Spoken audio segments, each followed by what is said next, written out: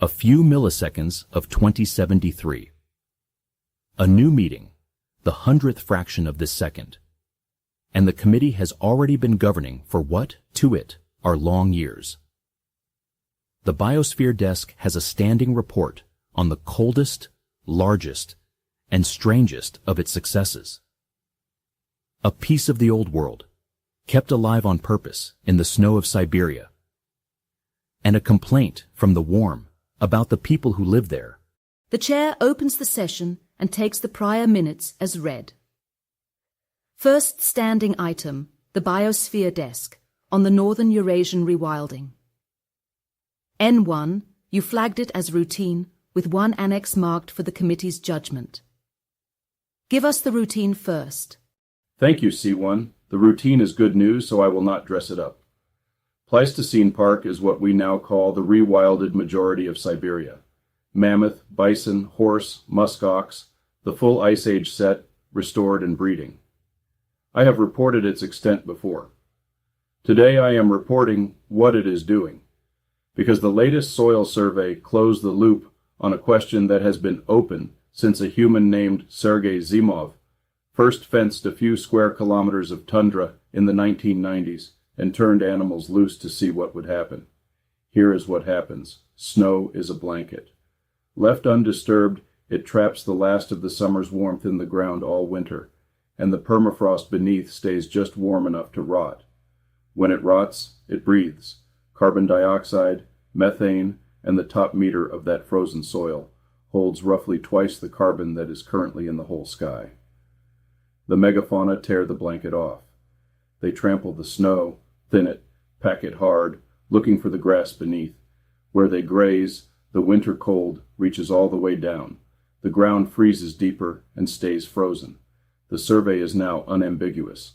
Under the herds, the permafrost is holding. Off the herds, it is not. So the report, plainly.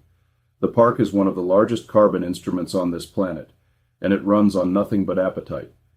We do not power it. We do not even manage it. 1 million animals keeping the Ice Age cold by being hungry. It is the cheapest climate work we own, and it is working. The committee notes the result and the desk's restraint in delivering it. N3, you have a question?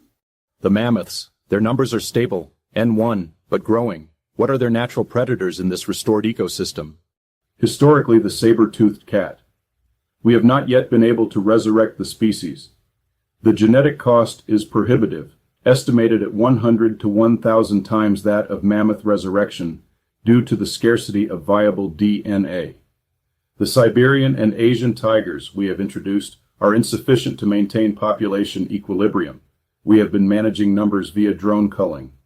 And the motion I see here, then, is to fund the saber-toothed cat project?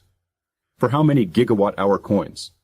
A preliminary budget of 700,000 gigawatt-hour coins for the initial genetic engineering phase.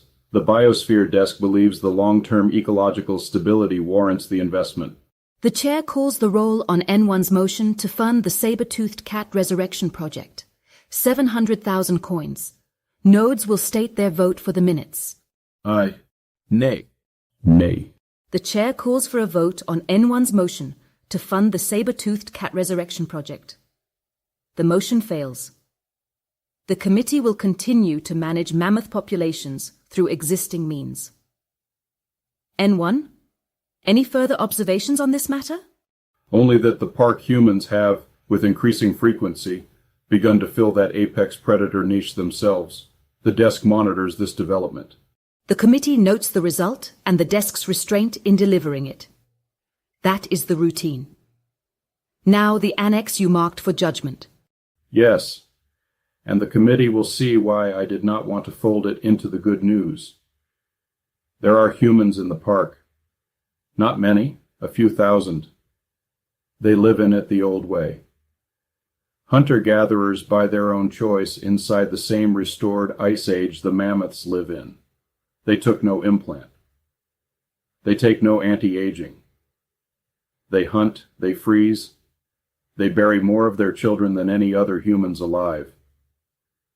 And the desk has to put one number in front of this committee that does not fit the pity narrative, because it is the largest number in the report, and the one no instrument predicted. In the park, almost no one chooses to die.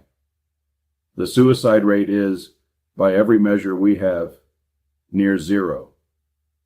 It is the same near zero we record for every remaining hunter-gatherer people on Earth, the Hadza, the San, the few thousand here, a constant that does not move with cold or hunger or the burying of children. And the augmented humans, the warm and safe and unaging 400,000, sit at the rate of 20th and early 21st century humanity. The people who solve death are killing themselves at the rate of the people who could not. The desk has the snapshots.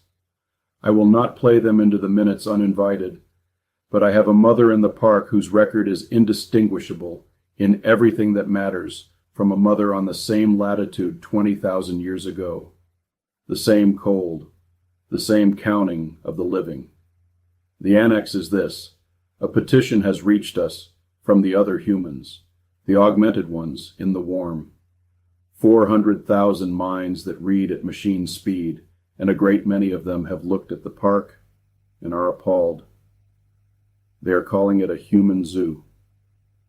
They are saying it is inhumane to let people live and die like that when we could lift them out in an afternoon. They are asking the committee to end it, to bring the park humans in for their own good.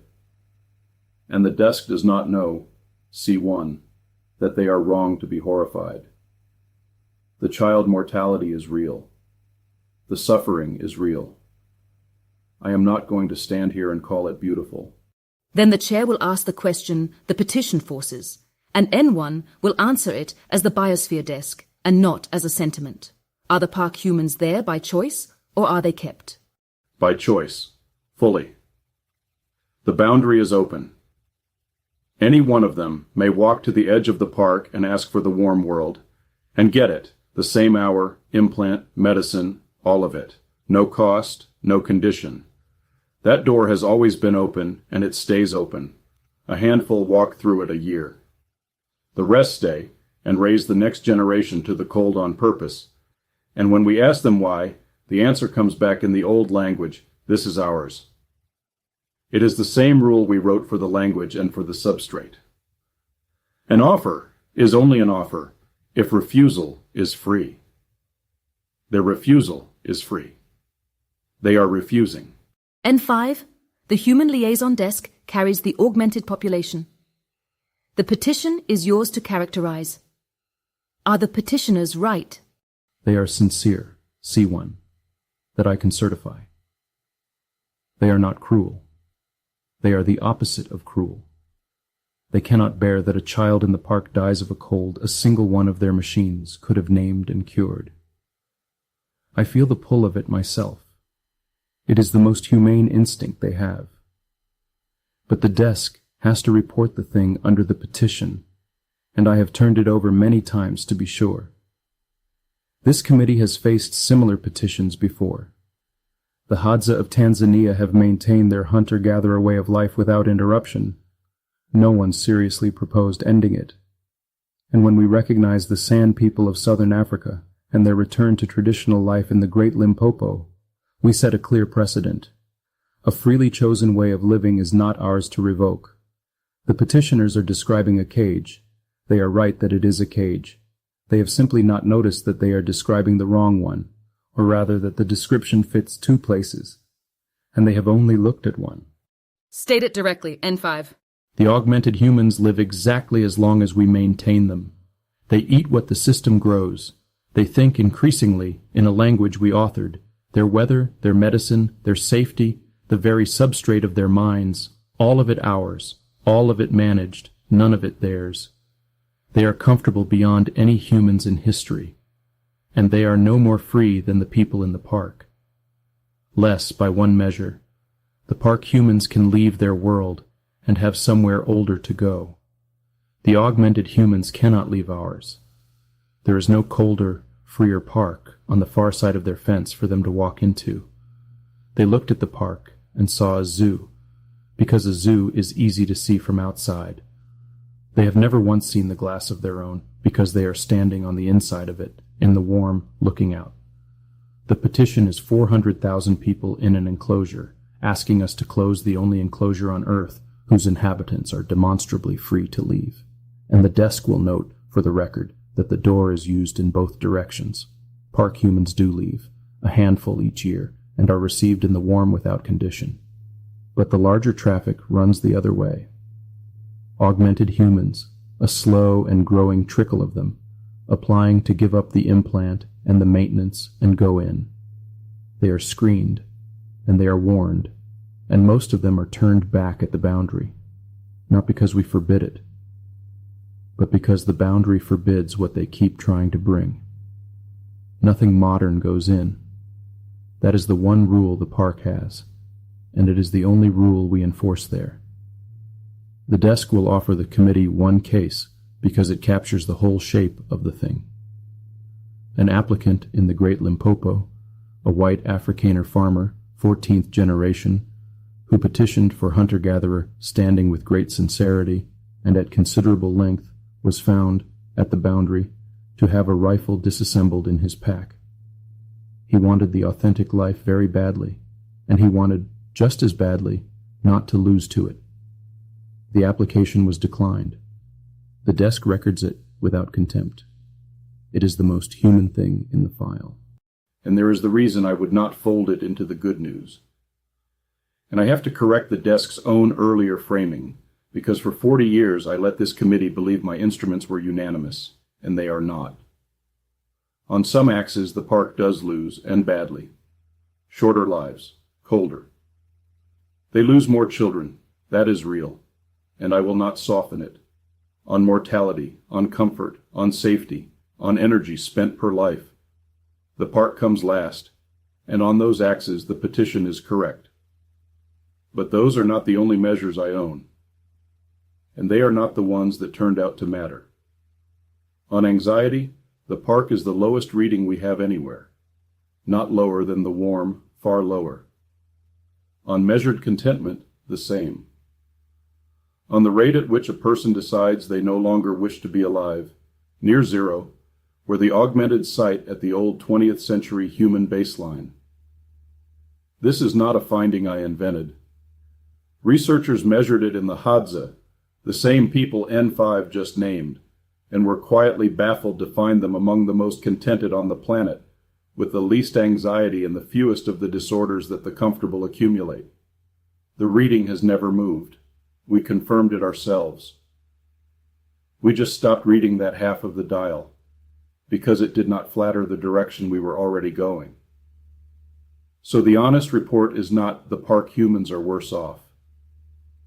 It is the park humans are worse off on the measures we chose to privilege, and better on the measures we chose to ignore. The pity narrative reads only the first half. And underneath even that, there is the thing none of my instruments can read directly, and it is the same thing the old language hides and the same thing the unsimulated substrate protects. It is that their lives are theirs. Unmanaged, unoptimized, authored by no one at this table. We have spent 40 years learning, at enormous cost, that the unmeasurable thing is usually the thing that mattered. I am not going to forget it now, because the unmeasurable thing is wearing furs. The petition asks us to trade their freedom for their comfort, on their behalf, without asking them, because we can measure the comfort and not the freedom. That is the exact error we have refused in every room. I decline to make it here because the people in question are poorer and colder and easier to pity. Then the chair will dispose of the annex, and the committee will sit with how little it does. There is no motion. That is the disposition. The petition is received, logged, and answered, with the standing rule it already falls under. The park humans live by a free and revocable choice. The boundary is open. Nothing in their condition is imposed. We do not end a way of life freely chosen, because observers who did not choose it find it unbearable to watch. That is the whole of our authority here, and the committee will not invent more. And the chair will enter one observation, unbudgeted, because the minutes should be honest about the shape of the day. We have been asked to free people from a cage by 400,000 people who do not know they are in one. We will not tell them. It is not ours to tell, and they would not, today, believe it. But the committee records that it noticed, so that when we are someday tempted to call our own comfortable, managed, well-lit population free, we remember the petition about the park and remember which enclosure had the open door. The biosphere result stands, the herds are keeping the cold, the annex is closed. N1, the committee thanks the desk for refusing to make it easy. The desk would not know how. C1. The park does not make anything easy. That is very nearly the point of it. The desk monitors it the only way that does not disturb it, housefly-sized drones, a few hundred of them, moving with the herds. They are the quietest instruments we own. The park has never noticed them, and we have never needed it to. 12,000ths of a second. A committee that could have emptied the cold and called it mercy chose instead to leave the door open and the choosing to the people behind it. And to note, quietly, for no one but the record, that the ones demanding the rescue were themselves behind glass, in the warm, and could not see it. In Siberia, the snow lies thin where the mammoths have been, and the ground beneath it holds its breath and its carbon for one more winter. Somewhere in the park, a woman counts her children in the old language, the way her grandmother did, and finds them all, tonight, alive. A few milliseconds of 2073.